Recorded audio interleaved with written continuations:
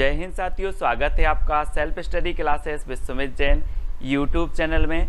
दोस्तों, हिंदी साहित्य की निरंतर ट्रिकी टेस्ट सीरीज चल रही है। रोज आपकी सुबह 9:30 पर ट्रिकी वीडियो आता है, जिससे हम आपकी हिंदी साहित्य के विभिन्न प्रकार की प्रश्नोत्तर, रचनाएं, सारी की सारी सब कुछ ट्रिकी वे में याद करवाने का प्रयास करते। ठीक है, तो रोज आपको सुबह 9:30 बजे है ना वीडियो आपको मिलता है। ट्रिकी वीडियो जरूर देखें, इसके पहले बहुत सारे वीडियो अपलोड हो चुके हैं, तो वो वीडियो जरूर देखें। ठीक है, तो दोस्तों स्टार्ट करते हैं आज का ये वीडियो, है ना। दोस्तों, आज का आपका जो पहला प्रश्न है कि भरत मिलाप की रचनाकार कौन है। अब भरत मिलाप की रचनाकार बताना है दोस्तों आपको कौन है। 4 विकल्प हैं और 2 सेकंड भी आपको दिए जाते हैं। फिर मैं आपको ट्रिक बताने वाला हूँ, थोड़ी सी हिंट देता हूँ कि भरत का मिलाप किससे हुआ था। किससे हुआ था? ईश्वर से हुआ था ना। भरत का मिलाप ईश्वर, है ना, श्री राम से हुआ था। तो भरत मिलाप के रचनाकार कौन होंगे? कौन होंगे? भरत का मिलाप ईश्वर से हुआ था, तो ईश्वरदास, यानी कि जो विकल्प नंबर आपका ए है वो बिल्कुल सही हो जाएगा। ठीक है, ऐसे ही याद हो जाएंगे दोस्तों आपको। अगला बताना है आपको, बांग्ला भाषा में रचित राम कथा का नाम क्या है। प्रश्न क्रमांक 2 कई बार एग्जाम में पूछा गया दोस्तों। अब 2 सेकंड आपको दिए जाते हैं, आपको उत्तर भी बताना है और मैं आपको ट्रिक भी बताऊंगा, है ना। यहाँ पर 2 चीजें हो रही हैं कि मैं आपको टेस्ट भी करवा रहा हूँ और ट्रिक से याद भी करवा रहा हूँ। तो जल्दी से बताएं, बांग्ला भाषा में रचित राम कथा का नाम क्या है। तो दोस्तों, आपको ऐसा नहीं लग रहा कि बांग्ला से क्या बनेगा?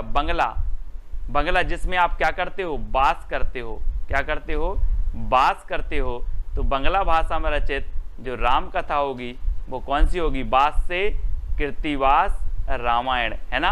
हमने याद कर लिया कि बांग्ला भाषा का आया तो बांग्ला में हम क्या करते हैं? बास, तो कृतिवास रामायण, यानी कि जो विकल्प नंबर आपका ये है वो बिल्कुल सही हो जाएगा। बिल्कुल सरल है, आप कभी नहीं भूल सकते। ठीक है, अगला है दोस्तों आपका, श्रृंगार रस के घोर विरोधी कौन से संत कवि हैं थे।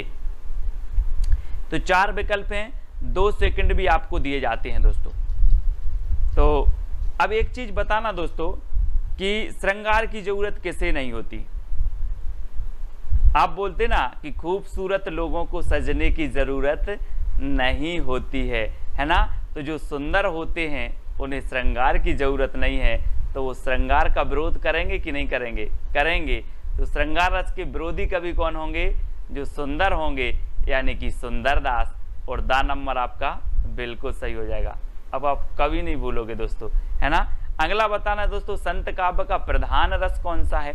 संत काव्य धारा भक्ति काल की जो संत काव्य धारा थी, है ना, वो बताना है, जिसे ज्ञान मार्गी शाखा भी कहा जाता है। अब इसका जो प्रधान रस है वो कौन सा है। ये 4 विकल्प में 2 सेकंड आपको बताना। मैं आपको हिंट दे रहा हूं दोस्तों कि दुनिया में संत क्यों बनते हैं आदमी? क्यों बनते हैं? आत्म शांति के लिए, कि मुझे आत्म शांति मिलेगी, इस दुनिया की भाग दौड़ में कुछ नहीं रहा है। तो संत काव्य धारा में संत बने व्यक्ति तो आत्म शांति के लिए। तो संत काव्य का प्रथम जो प्रधान रस होगा वो कौन सा होगा? शांत रस, है ना, क्योंकि ये शांति के लिए ही तो संत बने हैं। तो आ नंबर आपका बिल्कुल सही हो जाएगा। ठीक है, अब अगला क्वेश्चन है दोस्तों, कबीर को वाणी का डिक्टेटर कहने वाले आलोचक कौन थे। तो कौन थे? 4 विकल्प हैं, 2 सेकंड में आपको अपना उत्तर बताना है। और फिर मैं आपको हिंट दे रहा हूं कि दोस्तों कबीर की वाणी थी ही ऐसी कि उन्हें वाणी का डिक्टेटर एक बार नहीं 1000 बार बोलो, 1000 बार बोलो तब भी वो वाणी के डिक्टेटर थे।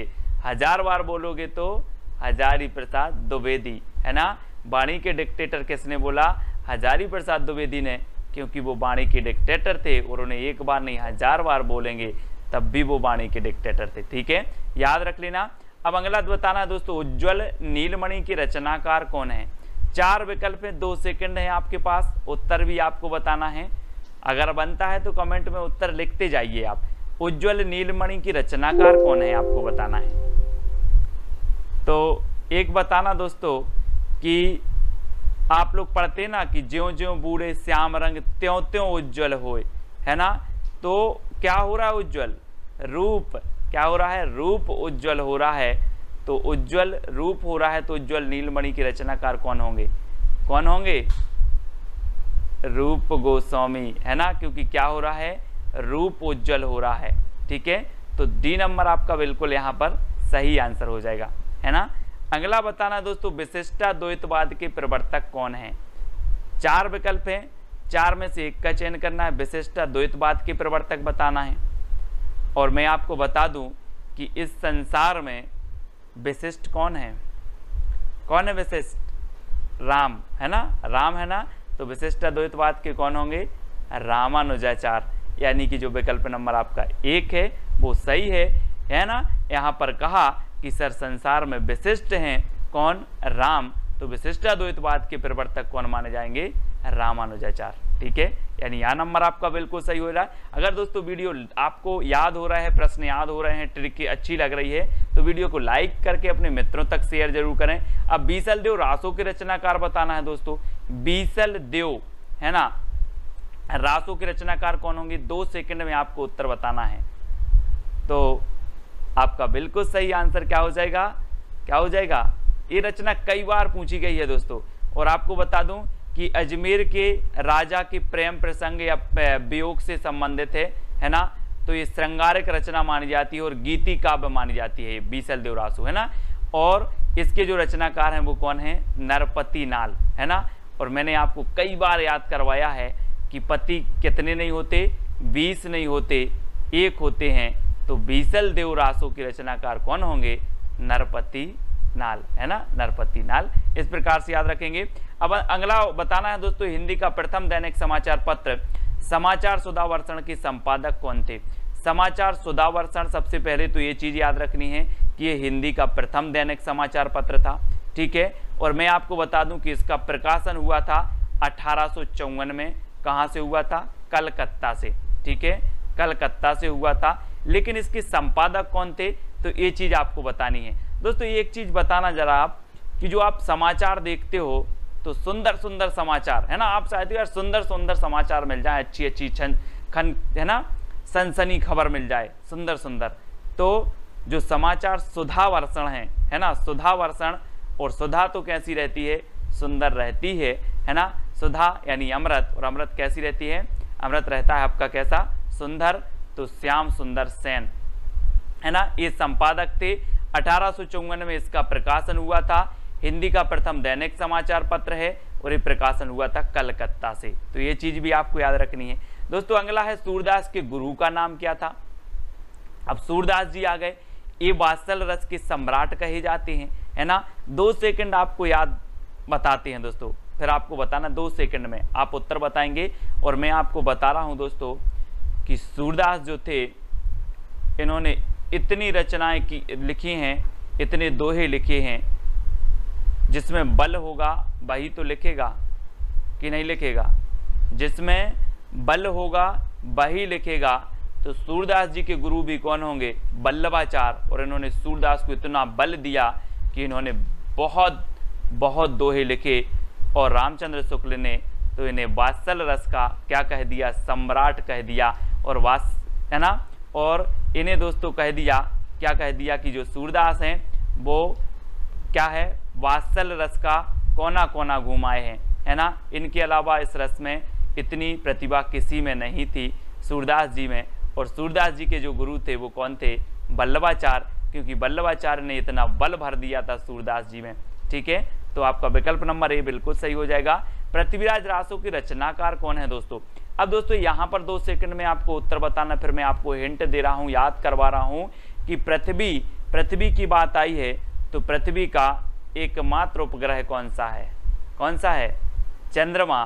तो पृथ्वीराज रासो के जो रचनाकार होंगे वो कौन होंगे, चंद्रमा से आपका बनेगा क्या, चंद्रवरदाई। चंद्रवरदाई यानी कि जो आ नंबर है बिल्कुल सही है। ये पृथ्वीराज रासो के कौन है, रचनाकार हैं। हिंदी का प्रथम महाकाव्य माना जाता है पृथ्वीराज रासो, और हिंदी के प्रथम महाकवि माने जाते हैं चंद्रवरदाई। ठीक है, तो ये चीज आपको याद रखनी है। चतुर्भुज दास के गुरु का नाम क्या था दोस्तों, चतुर्भुज दास। ये अष्टछाप के क्या थे, अष्टछाप में शामिल थे चतुर्भुज दास। अब एक चीज बताना, चतुर्भुज से नहीं लग रहा आपको कि 4 भुजाएं, है ना। ये क्या करते थे, 4 भुजाएं बैठे बैठे फैला देते थे। क्या करते थे, चतुर्भुज दास 4 भुजाएं बैठे बैठे फैला देते थे। तो चतुर्भुज दास के गुरु कौन होंगे? कौन होंगे? बैठे बैठे फैलाते थे तो विट्ठलनाथ। कौन होंगे? विट्ठलनाथ। याद रख लेना, आ नंबर आपका बिल्कुल सही हो जाएगा। जैसे अष्टछाप की स्थापना हुई, 8 कवि अष्टछाप में थे, 4 कौन थे? वल्लभाचार्य के शिष्य, और 4 थे किसके? विट्ठलनाथ के। ठीक है, उन विट्ठलनाथ के शिष्यों में चतुर्भुज दास एक थे। चतुर्भुज दास ने बैठे बैठे भुजा फैला दी, तो इनके गुरु का नाम हो गया विट्ठलनाथ। इस प्रकार से अगला बताना दोस्तों, संदेश रासक के रचयिता कौन है? संदेश रासक, पहले क्या होता था कि संदेश भेजते थे, बहुत दूर होता था, बहुत दूर होता था, लेकिन अब दूर नहीं है संदेश भेजना, अब दूर नहीं है संदेश भेजना। तो संदेश रासक की रचयिता कौन हो जाएंगे? अब दूर नहीं है से अब्दुर रहमान, अब दूर नहीं है से अब्दुर रहमान, अब दूर नहीं है संदेश भेजना। तो अब्दुर रहमान इसके रचनाकार हैं, और इन्हें अद्दहमाण भी कहा जाता है। क्या कहा जाता है? अद्दहमाण। याद रख लेना, आ नंबर आपका बिल्कुल सही होगा। महापुराण की रचयिता कौन है दोस्तों? महापुराण। अब एक चीज याद रख लेना, पुराण है तो ठीक है आप पढ़ लो, लेकिन महापुराण है तो उस पर जरा पुष्प उस पर अर्पित कर देना, पुष्प अर्पित करके ही उस महापुराण को पढ़ना है। तो महापुराण के रचयिता कौन होंगे? क्योंकि पुराण हो तो आप ऐसे पढ़ लो, महापुराण है तो उस पर पुष्प अर्पित करो फिर पढ़ो, तो महापुराण के रचयिता हो जाएंगे पुष्पदंत। यानी कि जो आपका 1 नंबर है वो बिल्कुल सही हो जाएगा। ठीक है, पुष्पदंत आपका बिल्कुल सही है। अगला बताना है दोस्तों, साहित्य का इतिहास दर्शन के लेखक कौन है? साहित्य का इतिहास दर्शन। अब दोस्तों साहित्य का अगर इतिहास का दर्शन करना है तो क्या होना चाहिए? क्या होना चाहिए? लोचन। यानी कि आपके पास आप जो दर्शन करोगे आप लोचन से करोगे, तो साहित्य का इतिहास दर्शन के लेखक कौन होंगे? कौन होंगे? नलिन बिलोचन, यानी कि लोचन शर्मा। तो आप लोचन से क्या करोगे?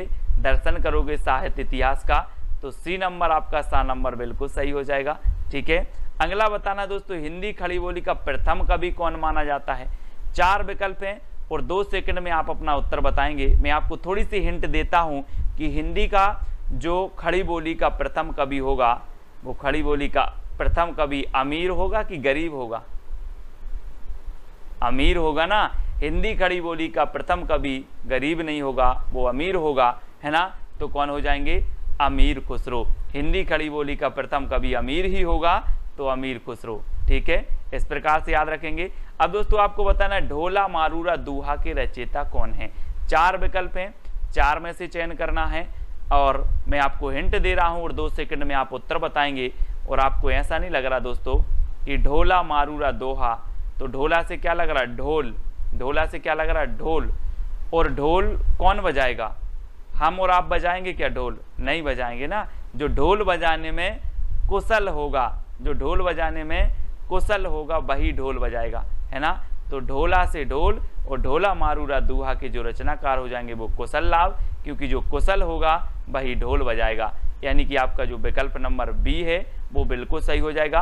अब यहाँ पर कल्लोल कवि, अगर इस ऑप्शन में कुशल लाभ की जगह कल्लोल कवि होता तो कल्लोल कवि भी ढोला मारूरा दोहा के रचनाकार है, मतलब उनकी भी रचना है और इनकी भी रचना है। तो आप कंफ्यूज नहीं होना। अगला आपको बताना है मैथिल कोकिल किसे कहा जाता है? दोस्तों जल्दी से बताना है, 2 सेकंड में आप अपने उत्तर का चयन करेंगे। कई बार एग्जाम में पूछा गया मैथिल कोकिल किसे कहा जाता है? अमीर खुसरो को, विद्यापति को, दामोदर को, या फिर लक्ष्मीधर को? तो दोस्तों एक चीज बताना जरा कि जिसमें विद्या होगी तो वो कोकिल के जैसा बोलेगा, मीठा बोलेगा। आप बोलते ना किसी किसी की आवाज़ इतनी मीठी होती है कि सर इसकी आवाज़ तो बहुत मीठी है, बिल्कुल कोकिल जैसी, है ना। तो जिसमें विद्या होगी वह मीठा बोलेगा कोकिल जैसा। तो मैथिल कोकिल किसे कहा जाएगा? जिसमें विद्या होगी, यानी कि विद्यापति। ठीक है, 12 नंबर आपका बिल्कुल सही हो जाएगा। इनकी रचना है दोस्तों, एक रचना है इनकी कीर्ति पताका, है ना। कौन सी है? पताका। और दूसरी है इनकी कीर्ति लता, ठीक है। और तीसरी है इनकी पदावली, ठीक है। ये आपको याद रखना है। अब दोस्तों ये जो पदावली रचना है ये किस में है? मैथिली में है। कौन सी भाषा में है? ये मैथिली भाषा में है, ठीक है। और इनकी जो कीर्ति पताका और कीर्ति लता है ये अवहट्ट भाषा में है, तो इनको भी आपको याद रखना है। ठीक है, अगला देख लेते हैं, परमाल रासों के रचनाकार कौन है दोस्तों? परमाल रासो। अब परमाल रासो को दोस्तों मैं आपको बता दूं कि आला खंड भी कहा जाता है। क्या कहा जाता है? आला खंड। और आपने देखा होगा कि गाँव में अगर आला हो रहा है तो व्यक्ति सोता है कि जगता है? जल्दी बताओ, जगता है ना। अगर आला हो रहा है तो व्यक्ति जगता है। तो आला खंड के रचयिता कौन होंगे? जगनेक। और ऐसे भी याद रखें जैसे परमाल, यानी कि दूसरों का माल, दूसरों की जो सामग्री है उसको अगर चोर चुराते हैं तो क्या करते हैं? जगते हैं, रात में जगते हैं, तो भी जगने का आपका आ नंबर बिल्कुल सही हो जाएगा। परमाल को चुराना है तो जगना पड़ेगा, तो जगने, है ना। इस प्रकार से अगला बताना है दोस्तों, संदेश रासक किस प्रकार का काव्य है? अभी हमने पढ़ा था कि संदेश रासक के रचयिता कौन है? अब्दुल रहमान। लेकिन ये किस प्रकार का काव्य है, ऐसा भी क्वेश्चन पूछ लिया जाता है। तो एक चीज बताना दोस्तों, अब आप मोबाइल में क्या भेजते हो? कभी कभी संदेश भेजते हो। संदेश हमेशा भेजते हो, व्हाट्सअप चल गया अब तो, है ना। संदेश भेजते हो तो कभी कभी आपका संदेश क्या हो जाता है? खंडित हो जाता है। बोले ये तो गया ही नहीं यार, खंडित हो गया। खंडित हो गया ना। क्या खंडित हो गया? संदेश खंडित हो गया। तो ये संदेश रासक जो काव्य है ये कौन सा होगा? खंड काव्य। कौन सा होगा? खंड काव्य। तो याद रख लेंगे, संदेश खंड हो गया, खंडित हो गया तो खंड काव्य, है ना। अब्दुल रहमान का ये जो है ग्रंथ माना जाता है, तो इसको याद रखेंगे।